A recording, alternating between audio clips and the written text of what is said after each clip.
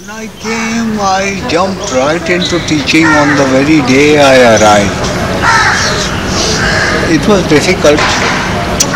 I couldn't speak without notes earlier, and usually I used to finish my notes and end the class. But gradually it improved. Then earlier I was very much on the defensive. That is, I felt challenged. But gradually that also tailed down. Colleagues, there were very senior people here when I joined. They were kind, but they tended to be a bit too patronizing. But it eased off. I established myself. Professor Shah, Professor Baviskar, Veena Das. Now, flexibility. But the questions were much more specific earlier. They had to be from within the syllabus. They had to be from within the readings. Nowadays, that is not so rigorous. Not to be so tied down to the syllabus to allow more room for teachers. Staff meetings used to be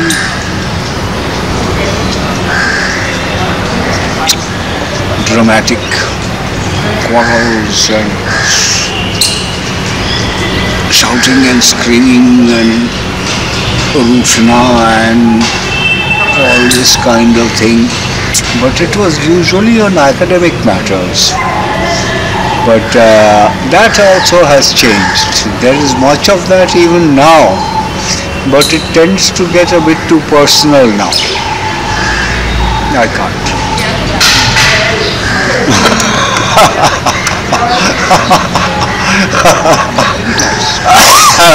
The department has allowed me complete freedom and I have enjoyed it thoroughly. The teaching load is very light, but the opportunity to hobnob with students is something that I prize. Not all teachers are so forthcoming as I am, but all the teachers are always open to students. But students don't much like visiting teachers. Teachers have to be, I feel, more proactive. A few teachers were. Not that no one was, only I was forthcoming. But Veena Das, Professor Oberoi, Professor Shah, Professor Bete used to stay pretty much in his room, but he used to have lot of visitors. Lot of students used to visit him. Teachers are much more busy with their own research these days, and administrative work also occupies some time. But I feel that teachers don't spend enough time in the department now. They spend time, but they only come when they are required. Part of it is Delhi distances. The distances are so large and people stay at such distances that coming every day and hanging around is not all. On the kind of sociology I practice a philosophical anthropology, and it has been my wish to push this and to encourage students to take to it. I have not been very successful in pushing students towards it, but some success, and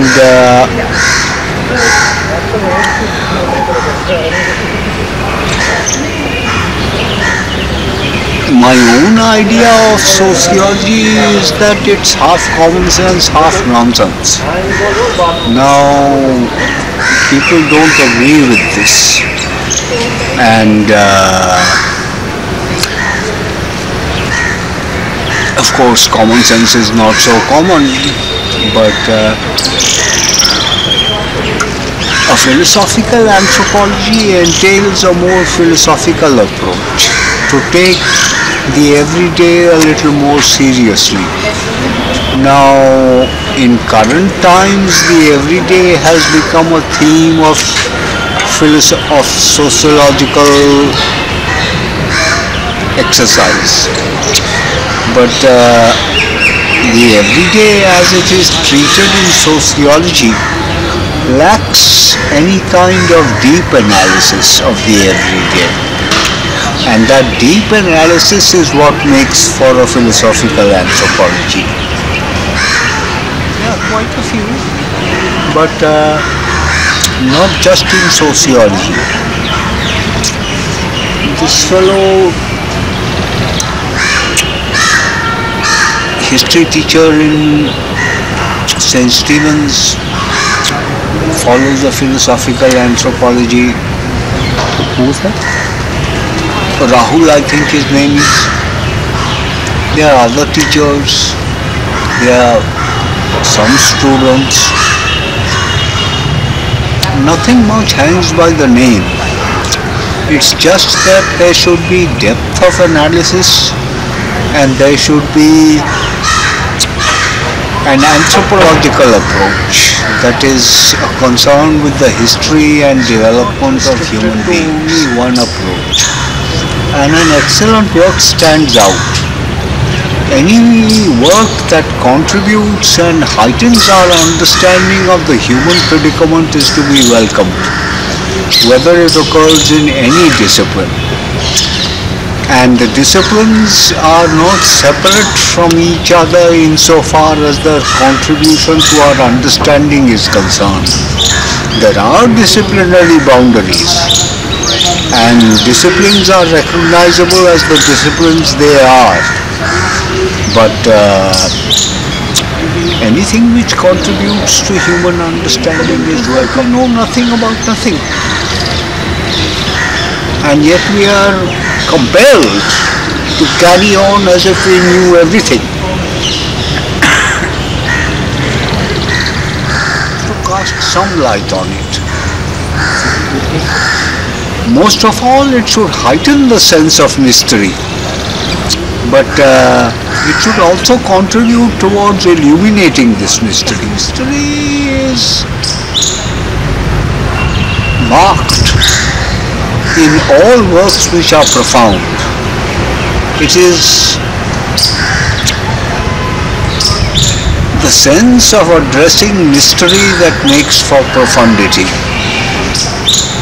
Not to take things for granted, to question what is taken for granted, to enter deeper into what is taken for granted and to illuminate its sources. But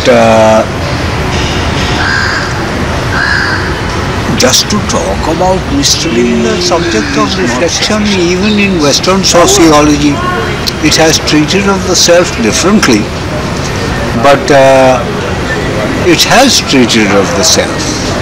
And the self, its identity with God is of course taboo in sociology, because sociology is a science, and science has a methodological atheism built into it.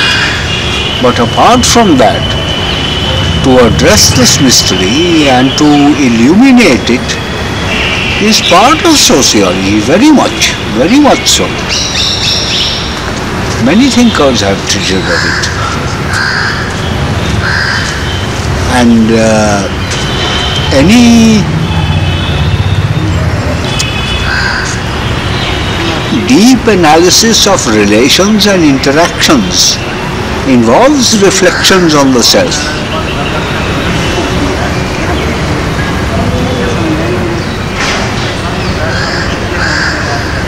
New appointments are due. Much will depend on what the new entrants are like. The department has always permitted teachers to go their own way. It has had a certain character, holding it together, but this is gradually dissolving. What held it together earlier was the Cold War. The Cold War was the center of the reflections of sociology while the Cold War lasted. Both sides of it and the non-sides of it. But that is gone now, and there is no binding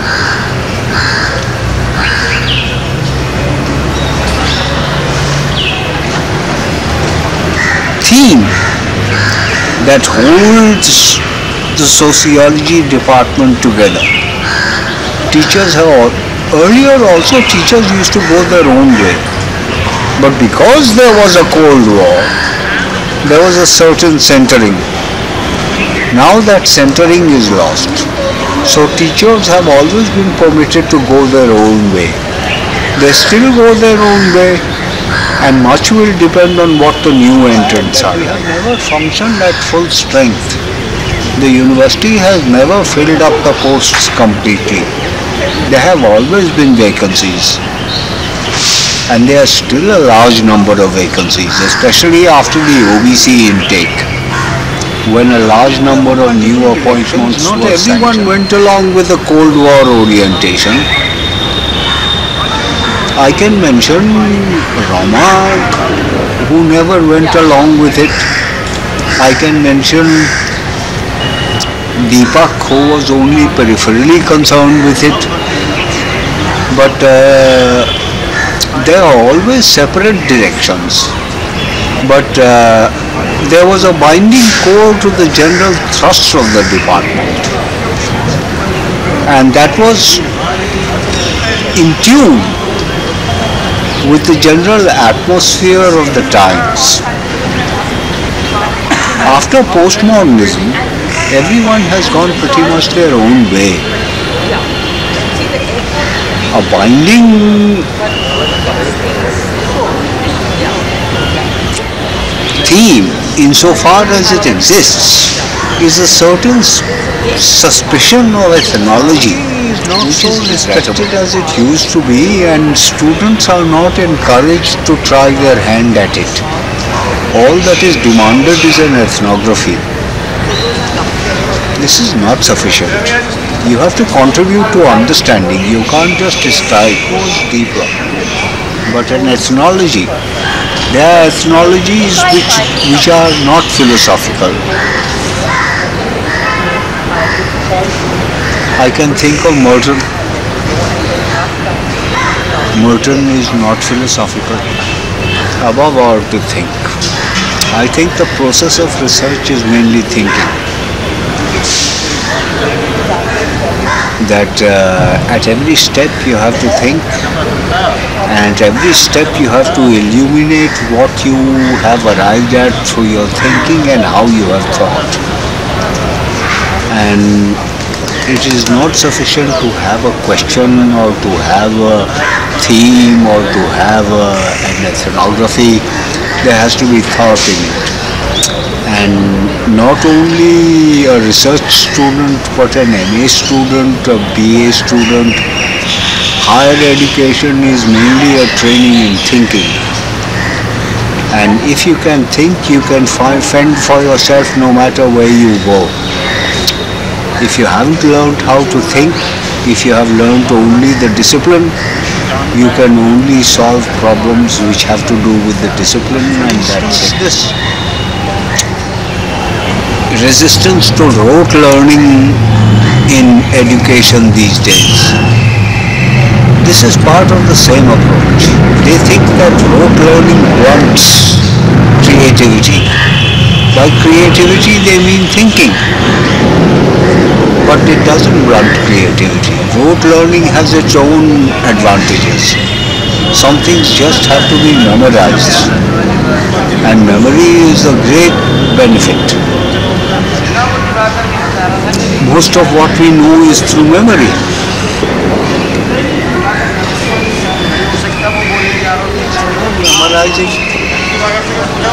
I would suggest reading the best. I would suggest trying to write what you think as clearly as you can, as often as you can. I would recommend